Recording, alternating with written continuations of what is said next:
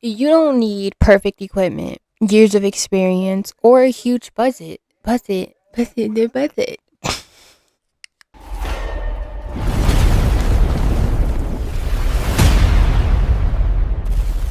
Hello, everyone. Welcome to my channel. How hard can it be? My name is Riley, and I'm genuinely excited and a little bit nervous for you guys to be here for my very first episode. Before we get into today's topic, I wanted to explain what this podcast and YouTube channel is really about. The podcast originally started off as an idea for my YouTube channel. YouTube, it will be the main platform I'll be posting a lot of my content on. YouTube is where I'll be documenting the full experiences and trying new things, making mistakes, learning from them, and hopefully improving a little every time. The podcast is just an extension of that journey. So whether you're watching the videos or listening to the audios, you're getting the same authentic experience. The goal isn't to convince you that I'm an expert.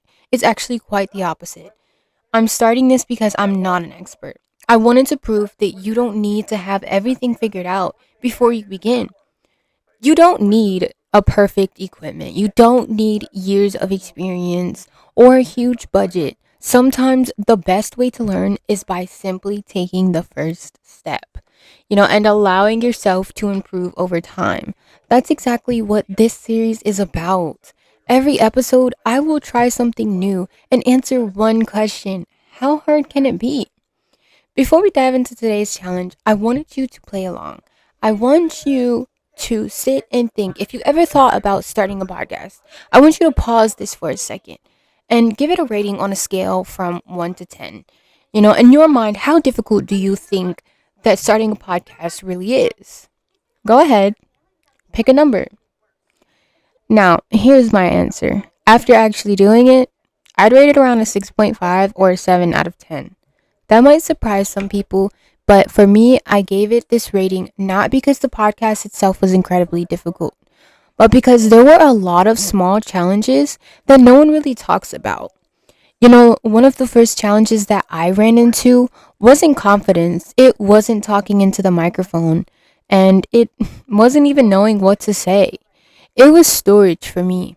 For me, this was a major problem because I'm recording everything on my phone.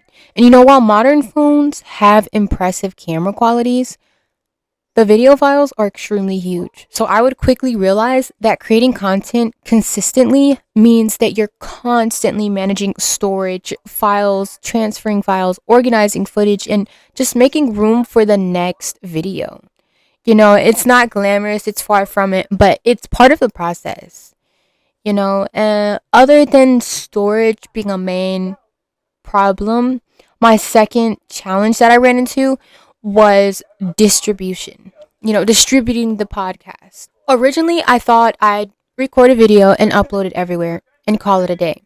The same way I did when I was recording content for TikTok. I record a video, upload it, give it a caption, throw in a few hashtags and call it a day. But it turns out it's not that simple when it comes to making a podcast. Some platforms are designed for video podcast while others accept audio files only. That means you would have to learn how to convert a video file into an audio and understanding which platforms support which formats.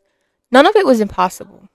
It wasn't. It was extremely frustrating at first because it was something different for me. But it is definitely doable. It just requires a lot of patience, research, and the willingness to learn something new. Something completely new. Ironically, creating the content was way easier than figuring out where to put it afterwards. What surprised me the most wasn't the technical side, it was realizing how affordable it actually was to start.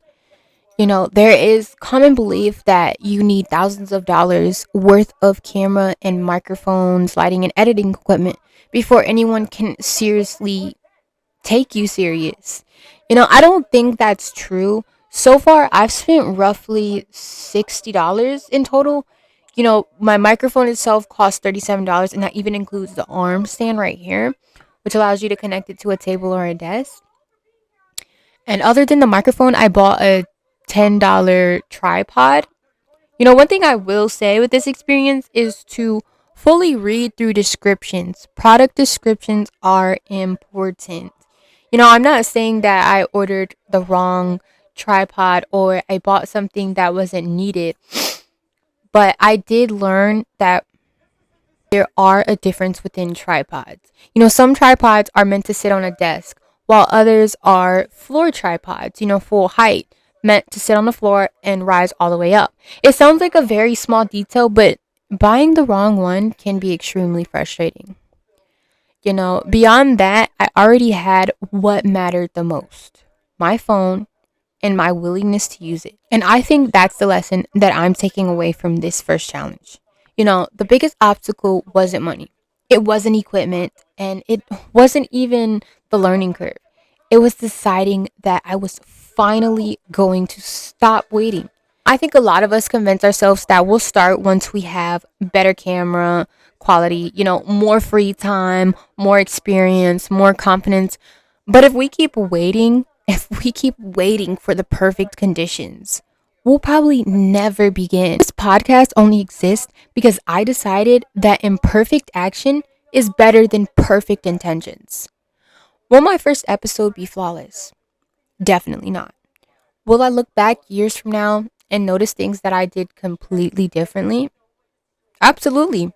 But that's kind of the point. You're not just watching a finished product. You're not just watching, a video where the content creator is looking for views and subscriptions. Those things are the goals, but this is not my intentions. My intentions is that you're watching the beginning of a journey. Hopefully months or years from now, we'll both be able to look back at this episode and see how far I've come. So after everything I've learned, was starting a podcast difficult? Not one bit. I still give it a 6.5 or a 7 out of 10. Not because it requires expensive gear or special talent, but because it asks you to solve problems, stay consistent, and keep going, even when things don't work the first time. And that's probably true for anything worth doing. If you've been thinking about starting something, whether that's a podcast yourself, a YouTube channel, a business, a hobby, or anything, just consider this one simple question: how hard can it be? Consider this your sign to stop waiting for perfection and start where you are. Use what you have, learn as you go. You might surprise yourself. All right, brave ones, thanks for spending part of your day with me and for being here for the very beginning of this journey. I genuinely appreciate it more than you know. And if you're watching on YouTube, let me know in the comments what's something you've always wanted to try but haven't started yet. It might even become a future episode. And remember, the only way to find out is to ask yourself, how hard can it be? I'm Riley, and I'll see you in the next one. Catch you later. Like and subscribe.